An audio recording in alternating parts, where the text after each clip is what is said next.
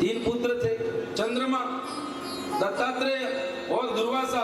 दुर्वासा अपने काम में, दत्तात्रेय परमहंस बन गए, बच्चे चंद्रमा। बोले इसका विवाह कहां पे कराया जावे? दक्ष की पुत्रियां थी, दक्ष प्रजापति की पुत्रियां थी 27। बोले ठीक है, 27 राजकुमारियों का विवाह करा दिया चंद्रमा से।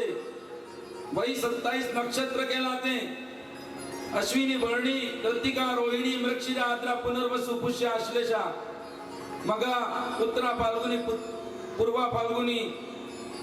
जो 27 नक्षत्र हैं वो राजकुमारियां थी दक्ष की, उनका विवाह करा दिया चंद्रमा में। अब चंद्रमा भी विचित्र ठहरा, आकाश में जैसे चमकता है वही चंद्रमा कितना गोरा है। पहले चंद्रमा घटता बढ़ता नहीं था, एक जैसा गोल का गोल और अमृत बरसाने वाला चंद्रमा था, पहले घटता बढ़ता नहीं था।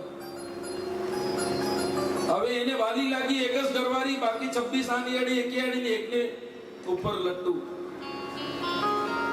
एक रोहिणी नामनी पत्नी थी, चंद्रमा ने देखो तो बाकी बीजी घरवाली ने हमें देखा नहीं ने पेली रोहिणी ने वाय वाय आंखों दड़ी फरे करे।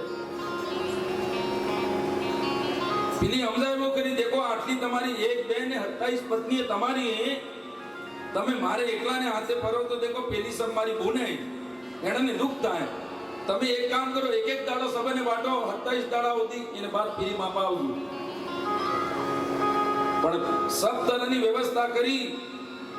પેલી જેટલી રાજકુમારી હતી એને આપણે બાપાને જઈને કીધું, દક્ષ પ્રજાપતિને, કે પિતાજી તમારા જમાઈ તો વિચિત્ર હે, તમે અમને સબને અનંતિક પરણાવી, પણ ઈ તો ખાલી રોહિણી તે કિસ પ્રેમ કરે।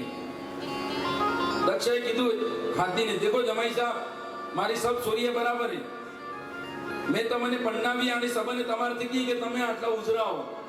ચંદ્रमा કેવા ઉજરાય? एक तो તમે અત્રિ ઋષિના પુત્ર हो, अनुसुईया माताના પુત્ર हो, બીજા તમે આટલા સુંદર हो, ને तीसरा તમારે में बल, તમારે में बुद्धि खूब है, પણ તમે તો ખાલી મારી 26 સૂર્યને છોડીને એક જ નહીં પત્ની માનીને બેઠા હો। મારી 26 સૂર્ય દુખી થઈ રહી, देखो તમે હવે પ્રેમ में भेदभाव નક્કી કરો।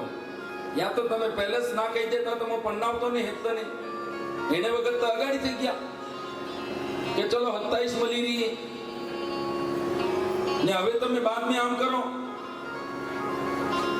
એક વખત હારોથી સમજાયો, પણ પેલો ભાઈ એક વાર ઉધી તો ડંગે ડંગે રહ્યો ને પાછો ફેરી ઈન હોઈ, પાછો રોહિણીને કે વધારે પ્રેમ કરે, भेदभाव करे। तो પછી ફેરી સોરિયાસી ને હારોજીને કીધું, બોલે મૂર્ખ, મેં તને સમજાવ્યો, जमाई थईने भी ते मारी सोरिया त्या वो भेदभाव कर्यो, जा मु तने श्राप आलो, तने क्षय रोग थई जागा। क्षय रोग थई जागा એટલે બોલે પૂરો ને પૂરો ચંદ્रमा, પણ હવે ધીરે ધીરે ધીરે કરીને તારો હું થતો જાગા, क्षय થતો જાગા, તારે में कमी આવતી जागा ने एक दाड़ो एवा होगा कि तू खत्म थई जाएगा, मरी जाएगा। चंद्रमा ने सुना, मेरे ससुर जी ने मुझको श्राप दे दिया क्षय होने का, क्षय मतलब समाप्त हो जाऊंगा मैं। अब चंद्रमा जब पूरा दिखता तो धीरे धीरे कम होने लगा, ज्यादा दिन बचे नहीं है, पता नहीं कितने दिनों में मैं मर जाऊं, क्या करूं? पिताजी को पूछा, हे पिताजी मैं क्या करूं? पिताजी ने कहा, मृत्यु से बचाने वाले तो एक ही देव है, बोले मृत्युंजय महादेव की उपासना कर। कहां जाऊं? बोले पुत्र, इस पूरी पृथ्वी पर एक क्षेत्र भोलेनाथ की उपासना के लिए पवित्र है, और वो क्षेत्र बोले प्रभास क्षेत्र। प्रभास क्षेत्र में जा, समुद्र के किनारे पर, और वहां पर 36 करोड़ महामृत्युंजय मंत्र का जप करो। बोले पिताजी कितने दिन बचे? ज्यादा दिन नहीं, अब तो 10-12 दिन में बचूंगा, इतने दिनों में मैं इतना जप कैसे करूंगा? तो पिताजी ने कहा, इस संसार के सब महात्मा तुम्हारे साथ आएंगे, जितने ऋषि मुनि थे सब चंद्रमा के साथ हो गए, और जल्दी है प्रभासक क्षेत्र समुद्र के किनारे, जो कि सौराष्ट्र का समुद्र है, भावनगर से भी आगे समुद्र का किनारा। बोले अब एक ही काम, समुद्र के किनारे पर रेत है, उस रेत के पार्थिवेश्वर बनाओ और महामृत्युंजय मंत्र का जप करो। बस तो चंद्रमा प्रेम से आनंद के साथ इतने महात्माओं के साथ वहां जप में लग गए और ज्यादा दिन हुए नहीं थे, हजारों लाखों महात्माओं के साथ चंद्रमा समुद्र के किनारे पर भोलेनाथ भगवान का यजन पूजन महामृत्युंजय का जप करने लगे। 11 दिन हुए थे और 11वें दिन पूरे जप होने के बाद समुद्र में से एक ज्योति प्रकट हुई। समुद्र जितना विशाल उतना विशाल शिव का लिंग प्रकट हो गया और उस शिवलिंग से भगवान भोलेनाथ माता पार्वती के साथ प्रकट हुए। प्रणाम किया चंद्रमा ने। चंद्रमा को आशीर्वाद देते हुए भगवान ने कहा, हे चंद्रदेव क्या इच्छा है तुम्हारी? बोले महाराज मुझे क्षय रोग का श्राप दिया है ससुर जी ने, मेरी रक्षा करो। भगवान ने कहा मैं तुम्हारा रोग पूरा तो मिटा नहीं सकता हूं पर तुम्हें मरने नहीं दूंगा। 15 दिन तुम घटोगे, 15 दिन तुम्हारा क्षय होगा और फिर 15 दिनों में तुम्हारी वृद्धि होगी। ये तो मैं तुम्हें आशीर्वाद देता हूँ, तुम कभी मरोगे नहीं।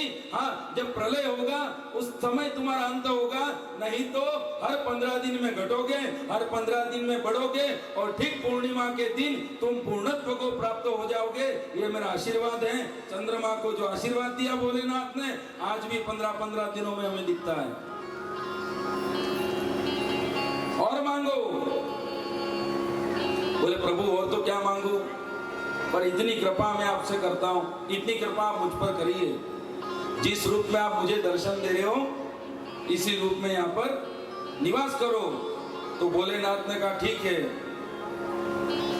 आज से मैं इसी समुद्र के किनारे पर निवास करता हूं और जो भी व्यक्ति चंद्रमा का स्मरण करके उस शिवलिंग की आराधना करेगा उसके जीवन में कभी किसी प्रकार का रोग, ऐसा रोग जिसके लिए उसकी मृत्यु निश्चित है, ऐसा रोगी भी उस समुद्र के किनारे पर बसे महादेव की उस शिवलिंग की आराधना करने से मृत्युंजय, मृत्यु पर विजय प्राप्त कर सकता है।